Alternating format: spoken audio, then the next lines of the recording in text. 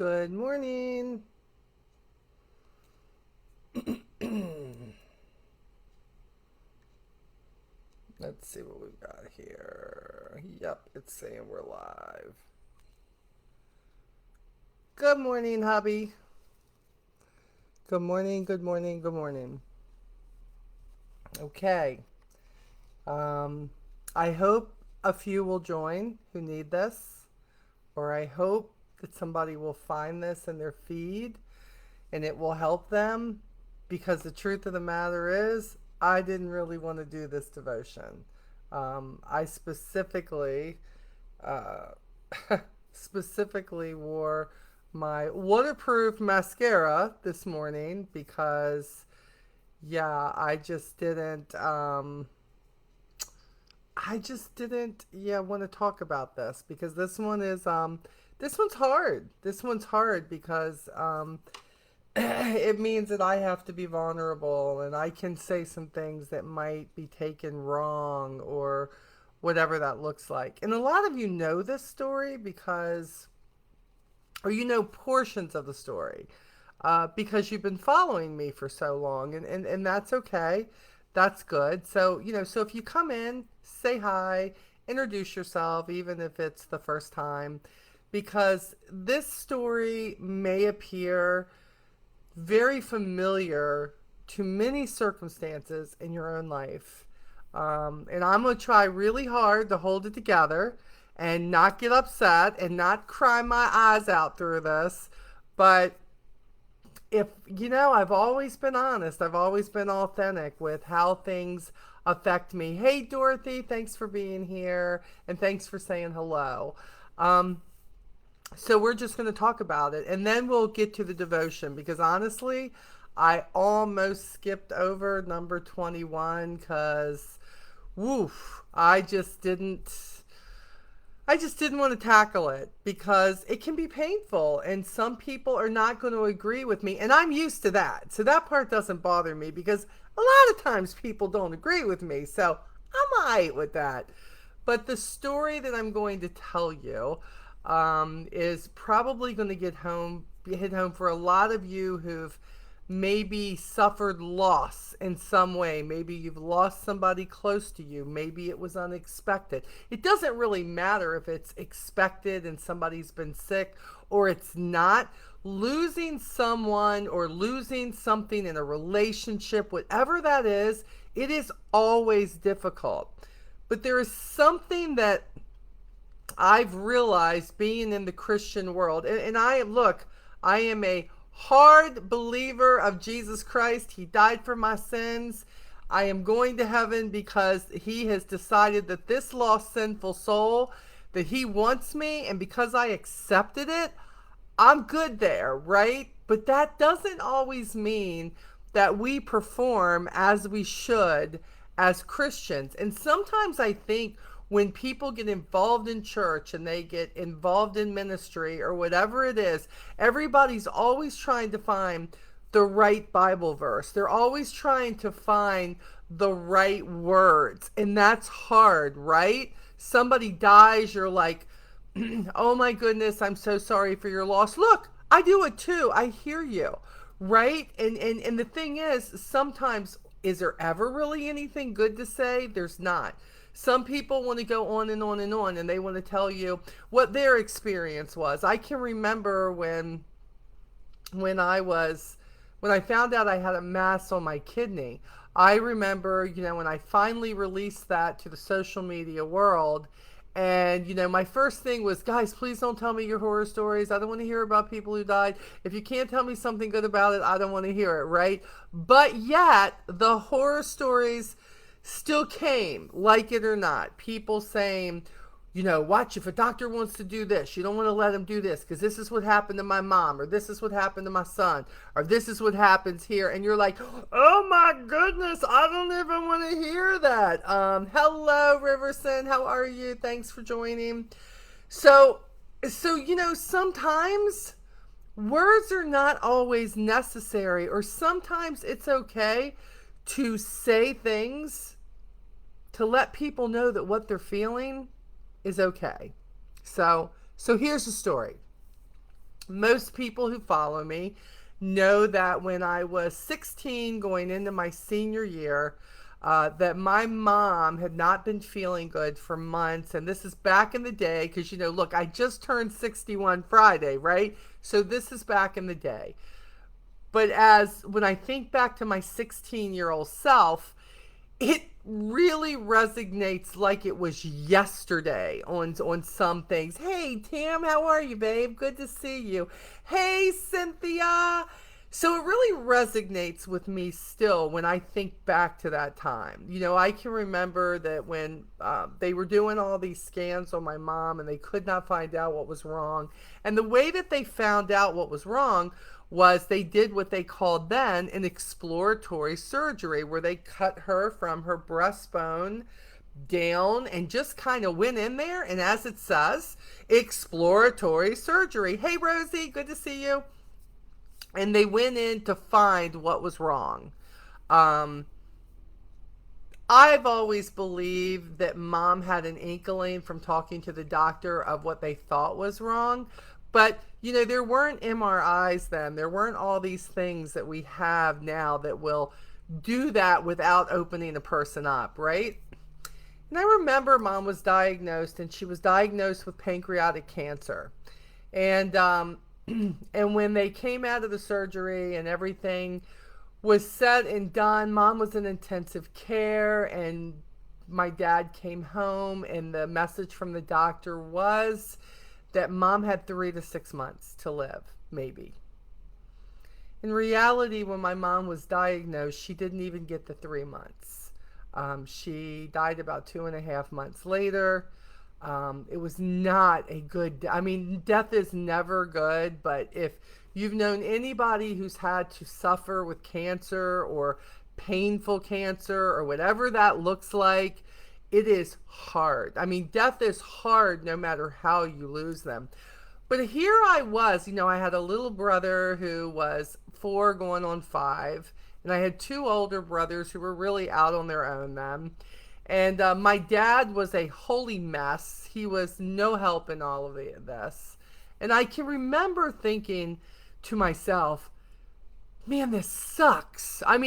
This was not, in my family, this was not a conversation you had. We were a, Bible believing, going to, a independent Baptist church, and, everything, happens for a reason, and everything is God's will and all of that stuff. So you had these thoughts because you're human, but I was kind of taught you weren't allowed to be human. You just had to be strong in the Lord, right? Not that the Lord is your strength that you depend on to get through something. You should be strong in the midst of it. And so here I was bottling this up at 16 years old.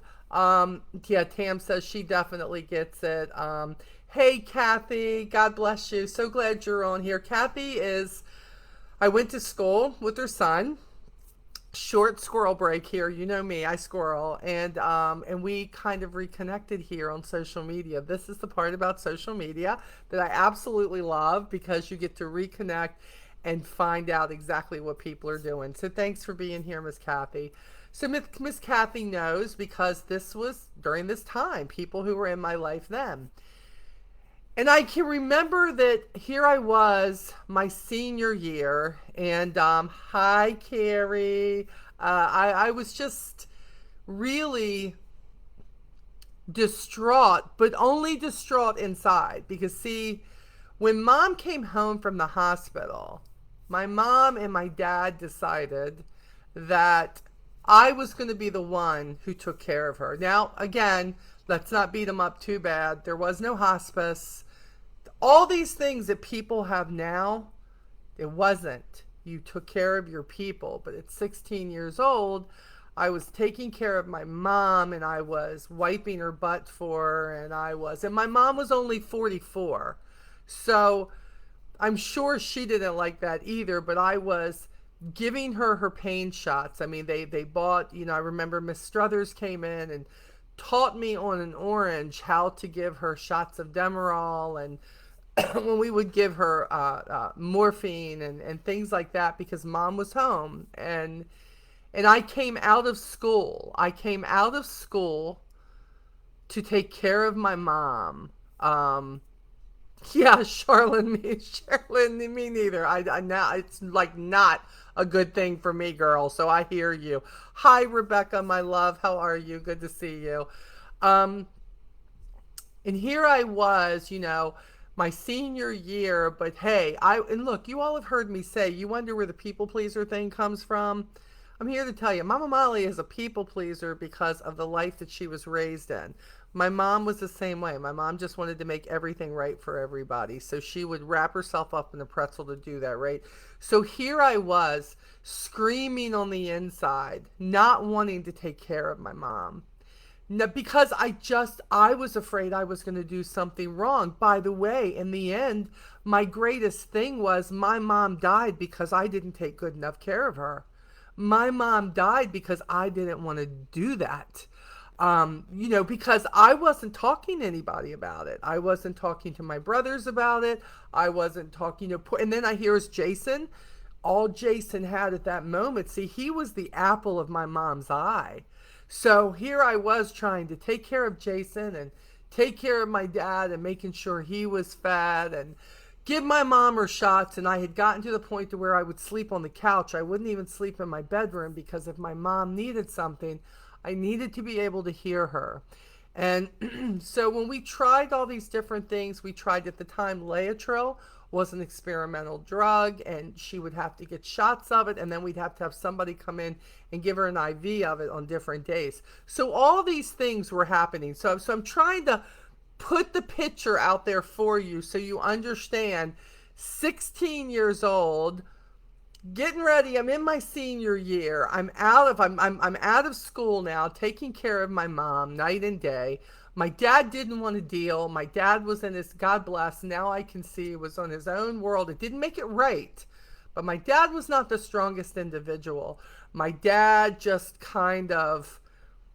just kind of that person that, as much as everybody idolized him and put him up on a pedestal, my dad didn't deal. He didn't deal well at all with any of it, but yet he was really good at guilting me or making me feel like I should want to do this, I should do it, no complaining, be the person, Molly, that we raised you to be. Um, but at 16, we weren't talking about just being there in the presence. We're talking about doing it all, making sure the meds are there, everything. Um, and so here I was, and my mom was not getting better. She was not. When she came home from ICU after all those weeks, we had a few good weeks with her, and it was really, really nice. She was on some drugs, but of course not the real powerful ones then. We didn't go do a whole lot, but people were able to come see her, blah, blah, blah. But my mom was just this really proud person who, she didn't want anybody coming in taking care of her. She didn't want her friends coming in doing it. And they offered. I don't want you to think this was not offered. I don't want you to think that people just left me there or didn't attempt. I think people didn't know what to do when mom and dad said no. I think they just were convinced that I would be fine. I mean, thank God I'm still here, right? But when mom died, and well, before that, let me back up.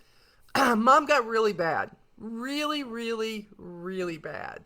And the one thing I did growing up, I only got in trouble for everything one time, right? One time. Like one time, I never made the same mistake twice. Y'all have heard me tell the story about stealing the pantyhose, right? And mom whipping my tail. Yeah, that, right? One time, that was it. But I always wanted to be where my parents wanted me to be, even if I didn't want to be there. So I would do what they said. So here I was, doing what I said and doing what they wanted me to do and taking care of mom and not getting any sleep and trying to take care of Jason at the same time and trying to figure out what my dad was doing. And most of the time he wasn't around. He'd say he had to go work. He had to go run the business. And he did. But he had my brother Mike. So I know now that dad just didn't want to deal with it. He just was not strong enough, I guess. And He was losing his wife, he was losing his right arm, and I can't imagine that happening. But I also can't imagine doing to my kids what I felt was done to me. But that's okay. That was back then. It's not okay, but I became okay. Okay, let me put it that way. It's not okay, but here I am, and I'm a better person for it in the end, I guess. Um, when mom got really, really bad, I hit that point. When my mom would tell me to do something, I jumped. I jumped. I mean, I don't know about y'all, but I jumped.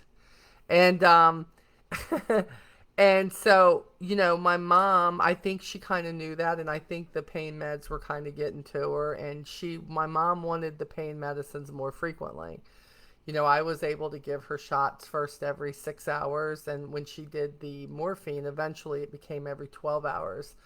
And I can remember one time I woke up and I was on the couch, and you know how you get that feeling somebody's looking at you? Well, mom was over top of me, and she had gotten out of bed, and she was like, Molly Sue, I need you to give me a shot. And of course, I had it all written down. That was a must of what I was doing when I was doing. And I said, Mom, I can't give you a shot yet. It's not time.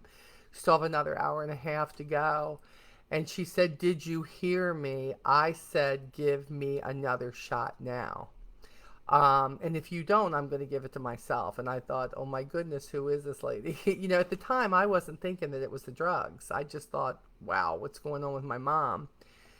I finally, after calling Miss Struthers, said, Miss Struthers, I don't know what to do. Mom wants more pain medicine, and she's kind of demanding it, and she's telling me that I need to obey her, and I need to do what she says. And she came over, blah blah blah. And the story is, it was okay then. So then a couple of times we found my mom trying to find the little vials and everything. So I became really good at hiding the vials. Hi, Carol. I became very, very, very good at like hiding the vials, because the needles didn't matter, because it was the vials. If you couldn't get the medicine, then she couldn't get the shot. And what's weird about that, almost funny now that I can think back and laugh about it, like for years after that, we were finding vials of like Demerol where I had forgotten where I put them. Like we had this big planter with one of the pitchers. The pitcher and the planters, they used to be really big. Some people have them now. And we would find them like months and months and months later, we would find them. And I'd be like, oh, another vial, bad reminder at the time. But I look back like I was doing anything to hide them from mom, because I didn't want her to hurt herself either. Um, but this came up and it became more stringent, and I ended up going to my dad and in tears. I mean, tears streaming down my face, that type crying thing. And I remember going to him saying, Dad, I can't do this anymore. I said, I can't take care of mom anymore. I can't do this. I can't give her the shot. She wants more medicine. And she's demanding it. And he says, and you just tell her no. And I'm looking at him like, where have you been? There is no such thing as just telling her no. I don't do that. And I said, Dad, I can't do this anymore. I said, I am going to end up giving mom the shots, and I am going to end up hurting her, Dad. Dad, we're not going to have to worry about the cancer taking her, because if I give her the shots that she wants, mom is going to die. And I don't want to be responsible for that, because I don't like seeing her in pain either. I almost want to give her what she wants. And he, sat for a minute and he didn't say a thing. And he said, the only other way to do this is to put your mom in the hospital, and that's not what she wants. She wants to be here. And I said, well then, Dad, if she's not gonna, I don't know what to tell you. I can't keep doing this and taking care of Jason and everything. It's too much, Dad. I feel like I am losing my mind. I don't know what to do. And here I was, for the first time ever in my life, being that kind of honest, just praying that he was going to understand. And his next words were, Molly Sue, I am really disappointed in you. I thought you were stronger than this. I thought you would be able to give your mom what she needed. And I thought, oh my gosh. Immediately I was like, failure if I kill her with the shorts, failure if I don't take care of her. And I'm like, and now I can look back and go, thanks, Dad. That was a great talk, right? It was a great dad. Way to go, Dad. But at the time, I was worried about disappointing Dad, and I was worried about disappointing Mom. And I can remember thinking, oh my goodness. And I remember, and I kept saying, I'm sorry, I'm sorry, I'm sorry. I just don't want to hurt her, and I don't know what to do when she gets that way and she gets that crazed look in her eye. It scares me, and I know they kept telling me it was from the meds, but this was not my mom. This mom with cancer and all these drugs in her body and what it was doing to her. This I didn't even feel like I was dealing with my mom, but I knew if something went wrong, I felt like everybody was going to look at me. Not a good place to be. So I can remember I said I'm sorry, and I remember all the way back to my bedroom. All I kept hearing myself say during the tears is I'm sorry, I'm sorry. And I remember when I walked past my mom's bedroom because I hadn't told her, and I remember I couldn't even look at her. I couldn't even look in the bedroom because I thought I can't I can't look at her because if she tells me she's disappointed. Fast forward about 24 hours later, I guess Dad had contacted the doctor, and they made arrangements for Mom to go to the hospital. And and I remember my mom going to the door and turning around and looking back at the house because I think she knew that it was going to be the last time she saw the house and her kids. And she had already hugged us, and I had told her I was sorry. And Mom understood, but Mom was still on the drugs. And when my dad got back, he wouldn't talk to me for a while until he needed something. And and I thought, well, at least I know I won't do anything wrong. But yet I had this just immense, like, pent up, like, guilt and pain. Now, Mom wasn't in the hospital long. And while she was there, I did not go to see her. Not once. I think because of the guilt. And I think because she was sick. And I always took the excuse, somebody's got to be here for Jason. And so I'll stay with Jason. You don't have to get somebody with him. Um, my sister-in-law Anne went up there a lot. My brothers went up there a lot. Mom didn't last long. Eventually, Mom passed.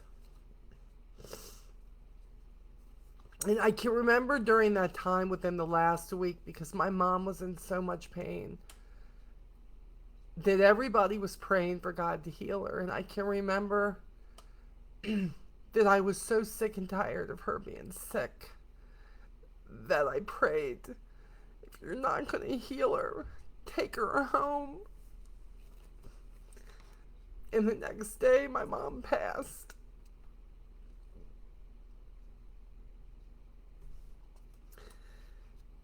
You almost feel a little guilt for that. And instantly, when everything started happening, services and everything was rushing around, and, people were coming over, and I spent a lot of time in my bedroom. People would come up and they all said the same thing. And this is where we're going. I needed to give you the backstory, but this is where we're going. It seemed like everybody that came up to me from church, they said one thing, or a couple of things, but one thing that stuck with me. Molly, it's going to be okay. This is God's will. There's something, I don't know why, but this is God's will. This was God's plan. And I wouldn't say anything back. You just sit there and you just take the words, oh, thank you, blah, blah, blah. And I can remember that I was in my bedroom in the dark, just sitting there. And my Aunt Joyce, who was my mom's best friend, they're up in heaven right now. Yeah, both of them together, probably creating complete mischief, I'm sure. But I remember that she came in and she was the only one who sat down on the bed with me. And she said, this really, she says, this sucks. And Aunt Joyce had never used those words with me, at least. And Aunt Joyce was not really my aunt by blood, but she always felt that way, right? She was just my mom's best friend. Like through life, they grew up together, they were best friends. And she says, and I know you're hurting and it's okay. And this shouldn't have been this way. It shouldn't have been this way. And she says, it's okay to feel what you feel.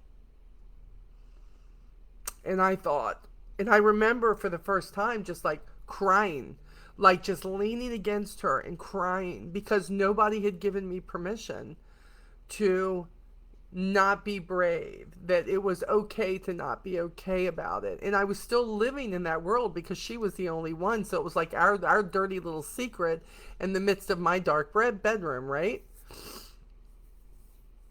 I heard it so much that, and you got to understand too, look, I was 16 going on 17, so here comes the rebel side of somebody. That instant, that thing of my mom dying of cancer. She was one of the most godly women that I ever knew in my life, and she died one of the most painful cancerous deaths that I had ever experienced myself. And this thing already was starting to rip my family apart, not bring them together, and everybody kept saying it's going to be okay because this is God's will.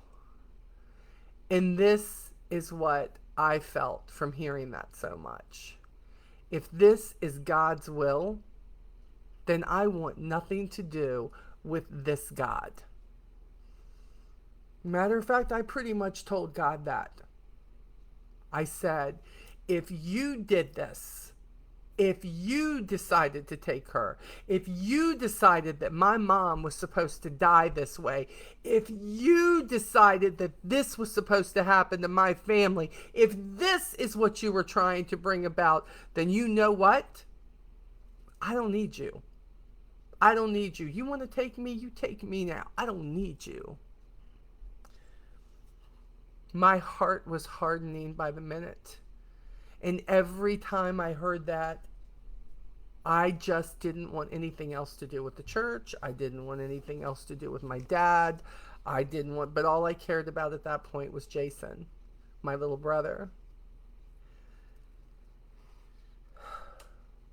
The devil was using this circumstance really, really well for me. That led me down a really hard road. Eventually, again, we don't need to get into all the particulars, but about 2.5 months later, actually, probably not that long. Let me see, October, November, December, January, February. About 4 months after my mom died, my dad had been married to her, what, 27, 28 years? My dad remarried. Another episode of let's break the family apart more. And everybody, and of course, I remember my mom telling me, Molly, if your dad ever gets married again, if I don't make it through this, you need to support him because he doesn't know how to take care of himself. And that's what I've always done. And you need to support him no matter what in that. And I made her a promise that I would do that. And I did it as long as I could. Who he married was not a good person and was only interested in my dad's money and well being. So eventually, at the ripe old age of just graduating and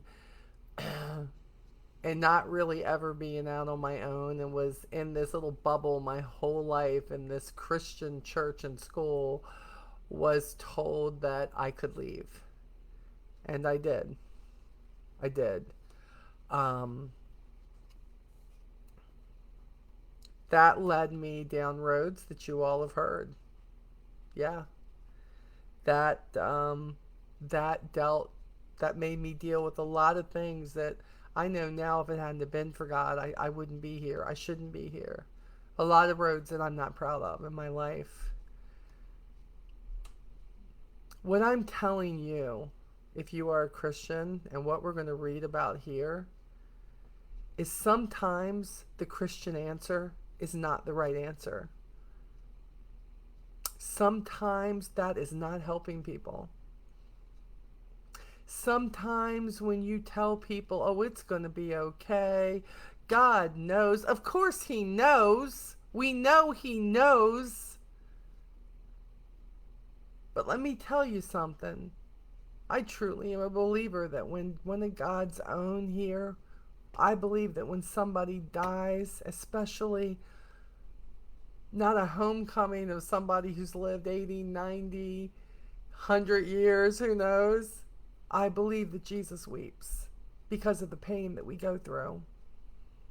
But see, I wasn't taught that when I was young. I was taught this happened, so it's got to be God approved. So you go ahead. So, when you know somebody whose kid gets shot, or somebody whose kid commits suicide, or when somebody's spouse leaves them for somebody else, or when there is a relationship that breaks up, or somebody is in an abusive situation and gets out, or somebody is mourning anything. I don't care if they're mourning their pet. Don't tell them, oh, they're better off. Don't tell them, oh, it's in God's will. Don't tell them God knows. Maybe just don't say anything. Maybe just hug them, and maybe just say, I'm so sorry you're feeling this pain. And whatever you're feeling, it's normal. Even the best Christians, are there any such thing, really? The best Christians? But as they see themselves, even the best Christians experience pain at this time. And if they haven't, they certainly shouldn't be out there judging. I believe this. It's not that God condoned what happened with my mom. My mom got cancer. My mom was not a healthy person as far as taking care of herself. My mom was a smoker for years. My mom drank Pepsis like there was nobody's business. My mom had years of, like it or not, something happened in her body, her imperfect human body, that everybody's got something going on, right? Diabetes, cancer, whatever it may be. Something happened, and back in the day, they didn't have things like they had now. So you know what? My mom died, but God did not kill her. God did not take her. My God received her. There is a difference. And when you're putting your words out there like God is taking her home, no. My mom knew the Lord as her personal Savior. And when her body could not take it anymore and there was no healing in sight for her, my God opened up His arms and He received her. And I am so glad that I have the promise one day of being able to see her, because He's going to receive me, whether it's by accident or by cancer or by old age or by my heart giving out or by Him coming again to take me away, whatever that looks like, that He is going to receive me because He's atoned my sins, because I know what His Son did for me. So stop telling people that this is God's will. What I'm blessed with is that I have the knowledge and I have the gift and the promise that I'm going to see her again one day. That she is going to be healthier than I ever remember seeing her. And the voice that I can't remember because I cannot remember my own mom's voice, I'm going to hear her voice again and I'm going to know it's hers. And my dad, in all his imperfections and his life here down on earth, he's going to be there too. And I'm sure she knocked him in the head quite a few times, okay, once he got up there, just saying. But he is going to be there too. And if you know him, those people that you lost, grieve them. Grieve them, mourn them. That's what we're supposed to do, because I'm going to tell you a story in just a minute that Jesus did the same thing. See, you pick up, so I pick more up in the Bible of the stories about him than I do of all the he will, thou shalt, can't understand what it's saying, need a commentary to understand. No, I read the Gospels a lot of times over and over again. And if you're not watching The Chosen, can I tell you? Why haven't you watched The Chosen? You want to know the story of Jesus? You want to know the story of the 12 disciples? Do you want to know, we hear the knowledge and what happened back then? Or how about this? The fact that he was such a human being in a human form, that he experienced anger and he experienced sadness and he experienced grief and he experienced happiness and he experienced dancing with his people and he experienced empathy. And he was not that person who was judgmental and said, well, we say here at our church that this is how you should handle this. No. See, for many years, I let a bad church rob me of a good God. And I'm sorry I lost those years, but it's okay, because God was still working on me then. Okay, now I can read Liza's story. Okay, now that you know my backstory of why I didn't want to talk about this, thank God for waterproof mascara, right? Gosh, it always amazes me that all these years later, that it still can rip a wound in you. See, guys, that's what grief is. Like, I know on most days I can talk about my mom and I can be happy and I can talk about the times I got in trouble and I can talk about the 16 years I was blessed with her and the fact that I cook because of my mama. So all you who have experienced my cooking and my food, thank my mama, because my mama took me in that kitchen and said, oh no, girl, you're always going to know how to cook. And that's what she did, right? My mama taught me so much. And by the way, my mama also taught me who I didn't want to be. It's not disrespecting her. I'm a firm believer that people in your life are always teaching you things. Some people will teach you exactly who you want to be. Oh, I want to be stronger in this area. I want to be more knowledgeable. I want to be able to stand up for myself. I want to be able to do this. But there are people in your life, even the ones that you love to death, who will teach you who you don't want to be. I loved my brother Mike so much, but there were many things that he handled in his life that he taught me who I didn't want to be.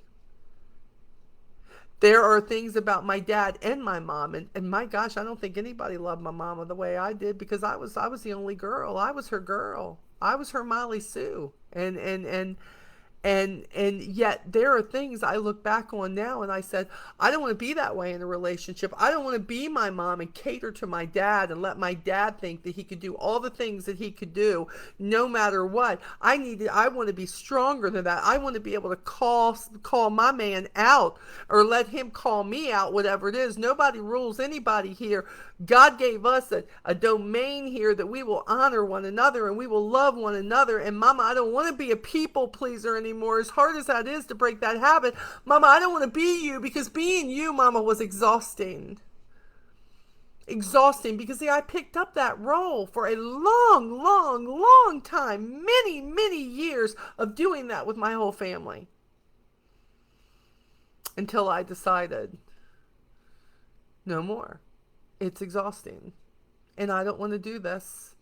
And it had to have been exhausting for my mom too, or because I watched my mom with little white lies and little actions that she did and to bring things right between my brothers and my dad because that's just what she wanted to see. And in the end, when it was all found out after my mom died, it created immense chaos in our family. Like this person that my mom built my dad up to be, and then my mom dies, and I'm wondering, where is this man? Where is this man who according to my mom has always done X, Y, and Z? Where is he? What is he doing? Why isn't my dad showing up? Why isn't my dad there for me? Why isn't he there for Jason? Why isn't he there for my older brothers? Why isn't he being the person? Because my mom made it appear that he was that person. She made it appear. But in the end, I think if she could look back right now and see it, she would realize how much that hurt us. We had to find out the hard way who A.T. George was. And it doesn't mean A.T. George was all bad. But he was not the father that we thought we had. He was something completely different and really did not know how to love, as I find out later, because of his own upbringing. I'm not saying that should be an excuse, because again, everybody uses excuses these days of what they don't do. Well, this is who they are. You know that's who they are. Well, that's how they were raised. Well, tell me something. When do we break that chain? When do we break that circle of stuff that people do because it's always been done? When do we stop taking the abuse? When do we stop taking the fact that we let people treat us a certain way? When do we stop that cycle? Somebody, one person has to be brave enough to say, no more. I don't even know where that came from, but somewhere I scrolled right then. So let's get back to it. Just thought I'd add that. Okay, so here's the chapter. And the name of the chapter is Please Don't Give Me a Christian Answer. And please stay, we won't be long on this, but stay for this. I want you to see how this coincides with my own personal experience that I just shared with you. The verse, John 11:35, it simply says, Jesus wept. That's the verse. I love Jesus. I love God. I love his truth and I love people. But I don't love packaged Christian answers.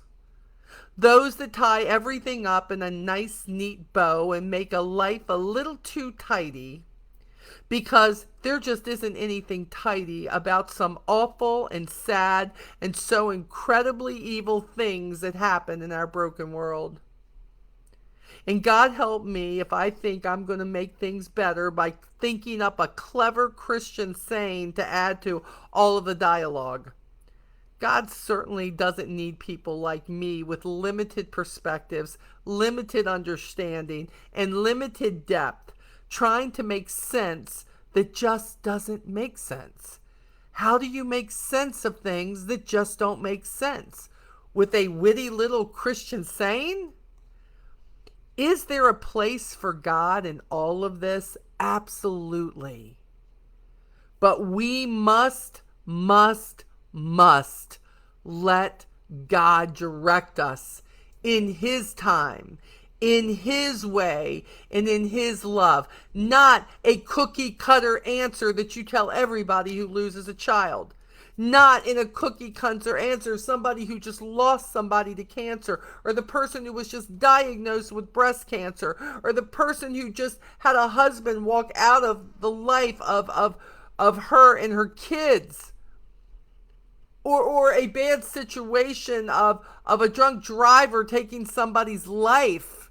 There are so many instances, and everybody thinks they'll just give the cookie cutter answer. Stop it. Could you be real for a moment? And even if you can say nothing else, how about just simply, I'm so sorry that happened to you?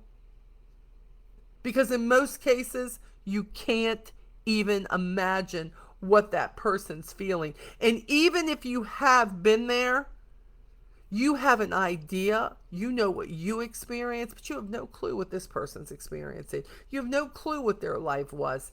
So we need to stop with the cookie cutter answers when bad things happen to people. And when things are awful, perhaps we should just say, "This is awful." When things don't make sense, we can't shy away from simple sayings. "This doesn't make sense." Because there's a difference between a wrong word at the wrong time and a right word at the right time. When my sister died a horribly tragic death, it was because a doctor prescribed some medication no child should ever be given.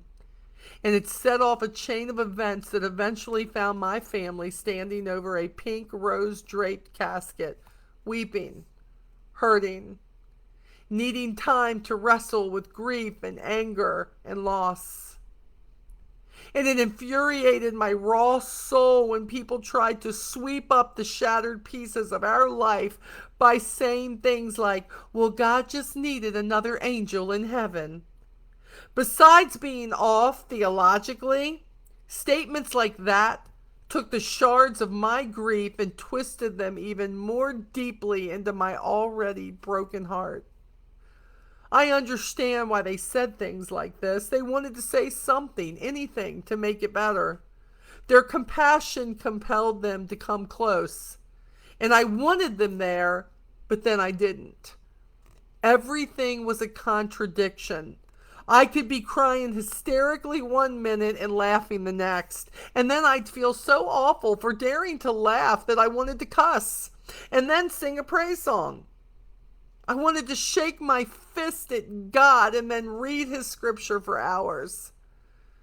There's just nothing tidy about all of it. But the thing I know now that I wish I knew then is that Jesus understands what it's like to deeply feel human emotions like grief and heartache. We see this in John 11:32 through 35, when Jesus received the news that his dear friend Lazarus had died. The scriptures say when Mary reached the place where Jesus was and saw him, she fell at his feet and said, "Lord, if you had been here, my brother Lazarus, he wouldn't have died." When Jesus saw her weeping, and the Jews who had come along with her also weeping, he was deeply moved in spirit and troubled. "Where have you laid him?" he asked. "Come and see, Lord," they replied. And the next verse simply says, Jesus wept. He wept for their pain. He wept for their grief. He wept because there were no words. None that could make that feel any better. And he was also experiencing his own grief that one of his best friends had died. Yes, Jesus wept and mourned with his loved ones in that devastatingly heartbreaking moment. And the fact that he can identify with my pain is so comforting to me. He meets us in our grief, and we can bring the hope he promises and the comfort he supplies when others are grieving too. You want to know the best thing someone said to me in the middle of my grief? I was standing in the midst of all the tears falling down on black dresses and black suits on that gray funeral day. My heels were sinking into the grass. I was staring down at an ant pile. The ants were running like mad around a footprint that had squashed their home. I was wondering if I stood in that pile and let them sting me 1,000,000 times, if maybe the pain would distract me from my soul pain. At least I knew how to soothe physical pain. Suddenly, this little pigtailed girl skipped by me and exclaimed, "I hate ants." And that was hands down the best thing anyone said that day, because she just entered in right where I was, noticed where I was focused in that moment, and just said something basic, normal, and obvious. Yes, there's a place for a solid Christian answer from well intentioned friends. Absolutely. But then there's also a place to weep with a hurting friend from the depths of your soul. A time when there really aren't any words that can help the pain. God help us know the difference.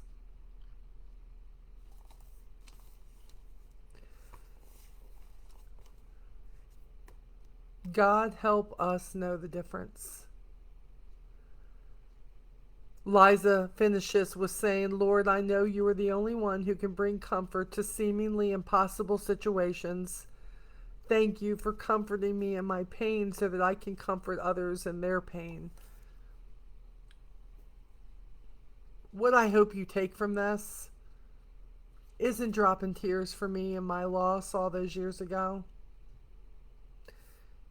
Even when I hear Liza's story, it just resonated so much with me that I found myself crying while I was reading it and thought, oh no, I can't do this. I can't do this online. I cannot. And I realized that what I could learn from this is exactly what I already know. See, the reason I don't say, well, this is God's will, or, God knows, or God must have needed them up in heaven, or whatever it may be, is because I remember how I felt when people said that to me, and I was only 16. Oh, well, Molly, your mom's probably up in heaven right now. She probably whipping up some cornbread and some beans and, chopping up some onion. And you know what I was screaming inside? I don't want her fixing anything for heaven. I want her here. I want her now. I want her right here fixing us beans. I want her cornbread right now. I don't care what they want her to do in heaven.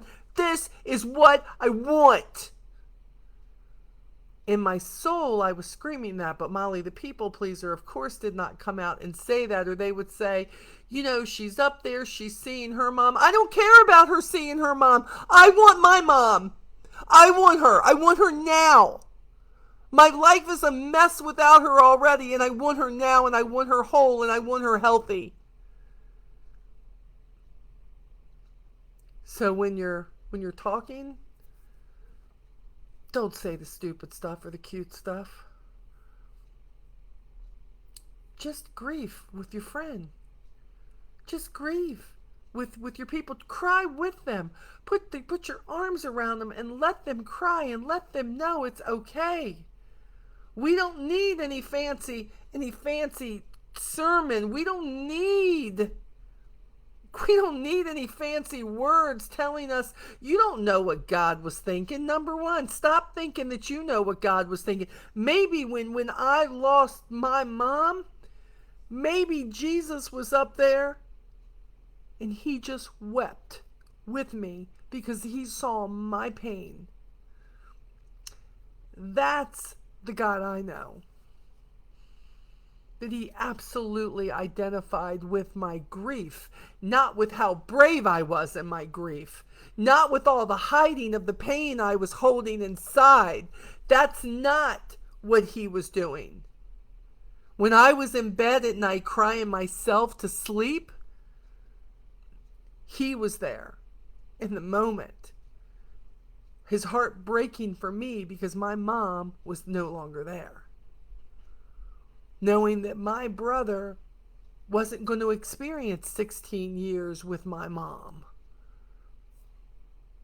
because all he got was 4.5.